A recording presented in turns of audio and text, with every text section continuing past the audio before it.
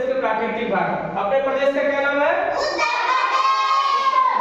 अपने उत्तर प्रदेश के 3 प्राकृतिक भागों में बांटा गया है। कितने प्राकृतिक भागों में बांटा गया है? 3 प्राकृतिक भागों में बांटा गया है। तीनों का नाम जान लेते हैं पहले। सबसे पहले है भाबर एवं तराई। क्या है? दूसरा है गंगा यमुना का मैदान और तीसरा है दक्षिण का पठार। तो अब शुरू करते हैं कि भाबर एवं तराई होता क्या है। इसको समझने से पहले मैंने यहाँ चित्र बनाया, डायग्राम बनाया, उसको देखिएगा। ये जो ऊपर नीचे उठा है क्या है? पहाड़ है। तो ध्यान दीजिएगा, कोई भी नदी, चाहे गंगा हो, चाहे जमुना हो, चाहे रामगंगा हो, चाहे घाघरा हो, कोई भी नदी कहाँ से निकलती है? पहाड़ से निकलती है। मान लेते हैं कि पहाड़ है, ठीक है, यहाँ से निकलेगा। कोई भी चीज जब ऊपर से नीचे गिरेगा खूब तेज आएगा। बारिश होता है, छत पर से पानी गिरता है, खूब तेज धरना गिरता है ना, लेकिन नीचे आने के बाद धीरे-धीरे क्या होता है? धीमा हो जाता है। तो ऊपर छत पर जो भी तुम्हारा कचरा कुचड़ टुकड़ा रहता है सब बाहर ले आता है ना। उसी तरह जब पहाड़ से नदी निकलती है तो अपने साथ कंकड़ पत्थर मलबा गोटी मिट्टी सब बहा के लेके आएगी। तुम्हारे गांव में भी जब बाढ़ आता है तो देखते हो कि खेतों में सब कंकड़ मिट्टी पत्थर आके बह गया है, आके वहां जमा हो जाता है। उसी तरह नदी भी पहाड़ से बहा के लाती है। तो अब ध्यान देंगे कि जो बहा के लाई थी रोड़ा पत्थर मोटा कण, उससे जो मिट्टी बन गया वो कहलाया भाबर। क्या कहलाया? क्या कहलाया? अब इसी ये देखिए यहाँ तक भाबर है, ये सारा मलबा इकट्ठा है। अब इसके नीचे अब जितना कंकड़ पत्थर बहा के लाए थे ना, यहाँ छप गया, इससे नीचे नहीं आएगा। तो इसके निचले भाग देखो नदी धीरे-धीरे एकदम धीमे होती जा रही है। नदी क्या होती जा रही है? धीमे होती जा रही है। और इसके नीचे वाला जो भाग है वो कहलाता है तराई। क्या कहलाता है? तराई भाग बहुत ही उपजाऊ होता है। क्यों? क्योंकि इसमें अच्छी बारिश होती है, इसकी हवा में नमी रहती है, बहुत ही उपजाऊ तरह की फसलें होती हैं। ठीक है, तो हम भाबर और तराई समझ गए। अब दूसरा है गंगा यमुना का मैदान। नाम ही है, नाम से स्पष्ट है, गंगा यमुना का मैदान है कि गंगा नदी और यमुना नदी के अगल-बगल के जो मैदान है वो क्या है? भाबर के और तराई के दक्षिण में। किसमें?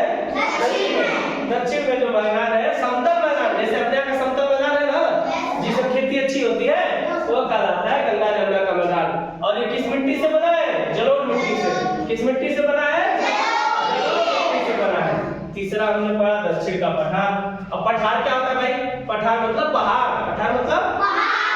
दक्षिण भाग अपने उत्तर प्रदेश की बात करें तो झांसी, ललितपुर, जालौन, ठीक है, हमीरपुर, कुछ जो पहाड़ है वो इलाहाबाद में, जिसको आज हम प्रयागराज कहते हैं, उसमें भी पाए जाते हैं, सोनभद्र में भी पाए जाते हैं, मिर्जापुर में भी पाए जाते हैं। तो ये जो पहाड़ी इलाका है वहाँ की मिट्टी एकदम बिल्कुल लाल लाल, जब वाली बाटी आती है, वाली बालू आती है, क्या बोलते हो तुम लोग? मोरंग की बालू, बोलते हो ना मोरंग की बालू। वो मोरंग की बालू इसी क्षेत्र से आती है, दक्षिण के पठार क्षेत्र से ही आती है।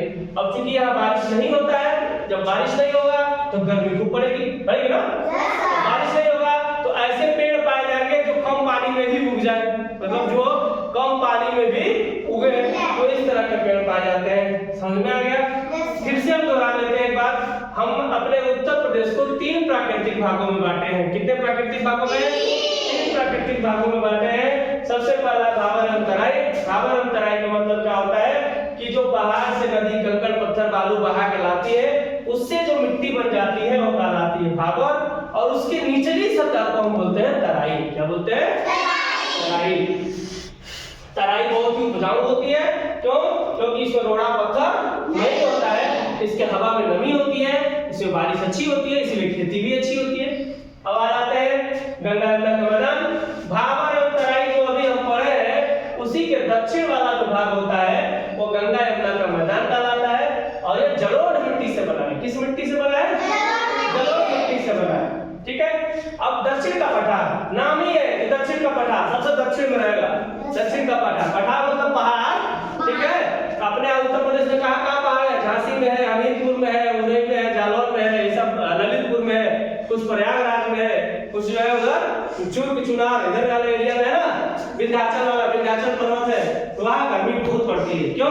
क्योंकि वहाँ बारिश बहुत कम होता है। ठीक है, तो जहाँ बारिश कम होगा वहाँ गर्मी बढ़ेगी, और वहाँ ऐसे वृक्ष पाए जाएंगे, ऐसे पेड़ पाए जाएंगे जो कम पानी में भी उग जाए।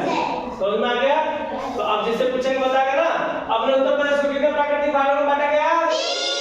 और कौन? भाबर और तराई, गंगा यमुना का मैदान और दक्षिण का। ठीक है, समझ में